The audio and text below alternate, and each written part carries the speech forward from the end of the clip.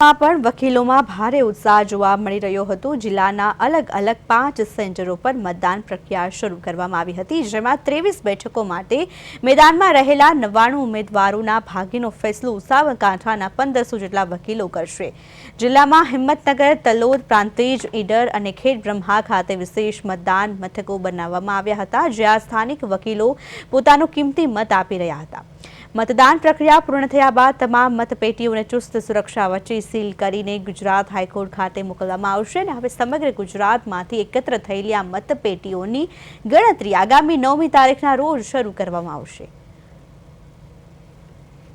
गुजराते 2026ની ચૂંટણી જાહેર કરેલી છે, જેનું આજરોજ હિંમતનગર મુકામે સાબરકાંઠા જિલ્લા બાર એસોસિએશનના એડવોકેટ મિત્રો જે ટોટલ આશરે મતદાર તરીકે વકીલ ભાઈઓ 664 છે અને સમગ્ર સાબરકાંઠા જિલ્લામાં આશરે 1500 ઉપરાંતના વકીલ મિત્રો મતદાન કરનારા છે।